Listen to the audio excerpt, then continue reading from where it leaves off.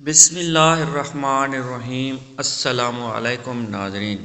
اللہ تعالیٰ جسے چاہتا ہے اس پر اپنا خاص فضل فرما کر ولایت سے سرفراز فرماتا ہے اور مخلوق کے دل میں اس کی محبت پیدا کرتا ہے۔ پھر یہی محبت مخلوق خدا کو کھینچ کر ولایت کے ان درخشاں ستاروں کے در پر لے آتی ہے، جہاں خلق خدا کو اپنی حاجت روائی، مشکل کشائی، رہنمائی اور قرب الہی پانے کے مختلف راستے نظر آتے ہیں۔ اولیاء کرام اللہ تعالیٰ کی عطا سے مخلوق خدا کو فیض اور برکات پہنچاتے ہیں اور اسے اللہ تعالیٰ سے ملا دیتے ہیں۔ خلق خدا کبھی اس فیض و برکت کو وعظ و نصیحت سے پاتی ہے، کبھی اولیاء اللہ کے حسن اخلاق اور عمل سے اپنے باطن کو روشن کرتی ہے، تو کبھی یہی مخلوق اس فیض کو کرامات کی صورت میں دیکھتی ہے اور اپنے ایمان کی کلی کو کھلنے اور عقیدت کی گروہ کو مضبوط کرنے کا سامان کرتی ہے۔ غوث سمدانی، قطب ربانی، محبوب سبحانی حضرت شیخ عبد القادر جیلانی رحمۃ اللہ علیہ کی ذات گرامی سے بے شمار افراد نے فیض پایا ہے اور پا رہے ہیں اور قیامت تک پاتے رہیں گے، بلکہ انشاءاللہ تعالی عز و جل بروز قیامت بھی فیوز و برکات سے حصہ پائیں گے۔ آپ رحمۃ اللہ علیہ کی ذات سے بے شمار کرامتوں کا صدور ہوا، ان میں سے چند کرامات کا ذکر ہم آپ کو اس ویڈیو میں سنائیں گے۔ حضرت سیدنا عبداللہ جبائی رحمۃ اللہ علیہ فرماتے ہیں کہ میں ہمدان میں ایک شخص سے ملا جو دمشق کا رہنے والا تھا۔ اس کا نام ظریف تھا اور اس کا کہنا ہے کہ میں نے بشر کرزی کو نیشا پور کے راستے میں ملا۔ اس کے ساتھ شکر کے 14 اونٹ تھے۔ اس نے مجھے بتایا کہ ہم ایسے جنگل میں اترے جو اس قدر خوفناک تھا کہ اس میں خوف کے مارے بھائی بھائی کے ساتھ نہیں ٹھہر سکتا تھا۔ جب ہم نے شب کی ابتدا میں گٹھڑیوں کو اٹھایا تو ہم نے 4 اونٹوں کو گم پایا جو سامان سے لدے ہوئے تھے۔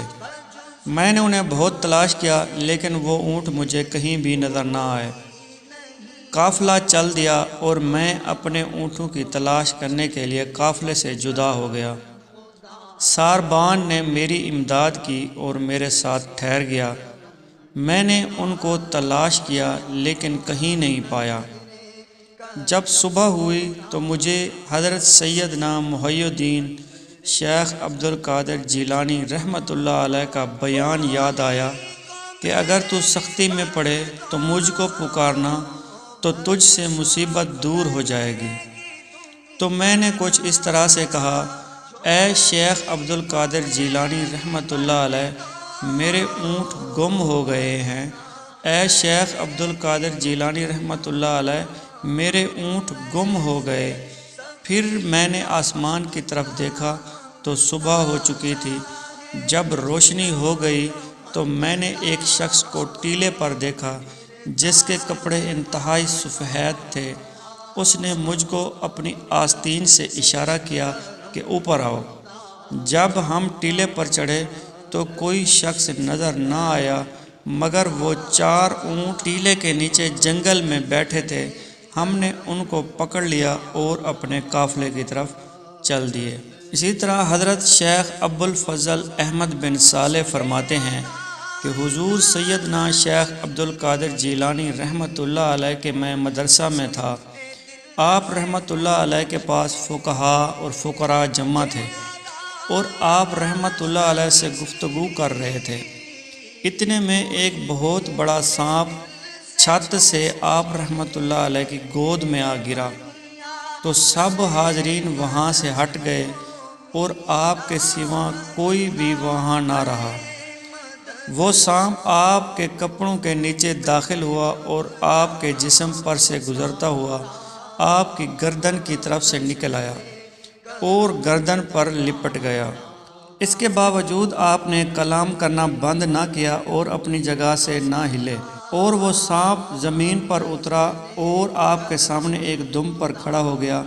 اور آپ رحمۃ اللہ علیہ سے کلام کرنے لگا، اور آپ رحمۃ اللہ علیہ نے بھی اس سے کلام فرمایا، لیکن اس کلام کو ہم میں سے کسی کو بھی نہ سمجھ آئے، اور پھر وہ سانپ چلا گیا۔ تو لوگ آپ رحمۃ اللہ علیہ کی خدمت میں حاضر ہوئے، تو لوگوں نے آپ سے پوچھا کہ وہ سانپ آپ کو کیا کہہ رہا تھا؟ تو آپ رحمۃ اللہ علیہ نے فرمایا کہ وہ سانپ کہہ رہا تھا کہ میں نے بہت سے اولیاء کرام کو آزمایا ہے، مگر آپ جیسا ثابت قدم کسی کو نہیں دیکھا۔ حضور سیدنا غوث اعظم رحمۃ اللہ علیہ کے صاحبزادے حضرت سیدنا ابو عبد الرزاق رحمۃ اللہ علیہ فرماتے ہیں کہ میرے والد گرامی سیدنا شیخ محی الدین عبد القادر جیلانی رحمۃ اللہ علیہ ارشاد فرماتے ہیں کہ میں رات کو جامع مسجد منصور میں نماز پڑھتا تھا کہ میں نے ستونوں پر ایک کسی شے کی حرکت کی آواز سنی، پھر ایک بڑا سانپ آیا، اس نے اپنا منہ میرے سجدے کی جگہ کھول دیا۔ میں نے جب سجدے کا ارادہ کیا تو اپنے ہاتھ سے اس کو ہٹا دیا اور سجدہ کیا۔ پھر جب میں اتحیات میں بیٹھا تو وہ میری ران پر چلتے ہوئے میری گردن پر چڑھ کر اس سے لپٹ گیا۔ جب میں نے سلام پھیرا تو اس کو نہ دیکھا۔ دوسرے دن میں جامع مسجد میں باہر میدان میں گیا تو ایک شخص کو دیکھا کہ جس کی آنکھیں بلی کی طرح تھیں اور قد لمبا تھا، تو میں نے جان لیا کہ یہ جن ہے۔ اس نے مجھ سے کہا کہ میں وہی جن ہوں جس کو آپ رحمۃ اللہ علیہ نے کل رات دیکھا تھا۔ میں نے بہت سے اولیاء کرام اجمعین کو اسی طرح آزمایا ہے جس طرح آپ رحمۃ اللہ علیہ کو آزمایا، مگر آپ رحمۃ اللہ علیہ کی طرح ان میں سے کوئی بھی ثابت قدم نہ رہا۔ ان میں بعض وہ تھے جو ظاہر و باطن سے گھبرا گئے، اور بعض وہ تھے جن کے دل میں اضطراب ہوا اور ظاہر میں ثابت قدم رہے۔ بعض وہ تھے کہ ظاہر میں مضطرب ہوئے اور باطن میں ثابت قدم رہے۔ لیکن میں نے آپ رحمۃ اللہ علیہ کو جب دیکھا، آپ تو نہ ظاہر میں گھبرائے اور نہ ہی باطن میں۔ اس نے مجھ سے سوال کیا کہ آپ مجھے اپنے ہاتھ پر توبہ کروائیں، تو میں نے اسے اپنے ہاتھ سے توبہ کروائی۔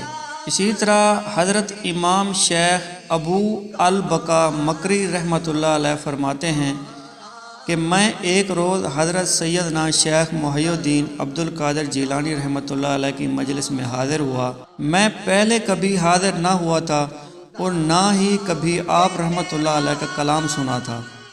میں نے دل میں کہا کہ اس مجلس میں حاضر ہو کر اس اجمی کا کلام سنوں۔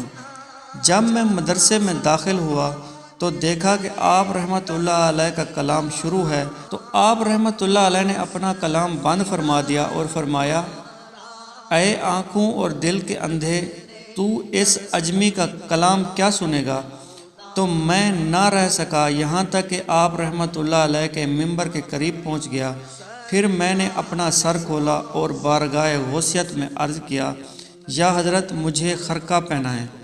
تو آپ رحمۃ اللہ علیہ نے مجھے اپنا خرقہ پہنا کر ارشاد فرمایا، اے عبداللہ، اگر اللہ تبارک و تعالیٰ نے مجھے تمہارے انجام کی خبر نہ دی ہوتی تو تم ہلاک ہو جاتے۔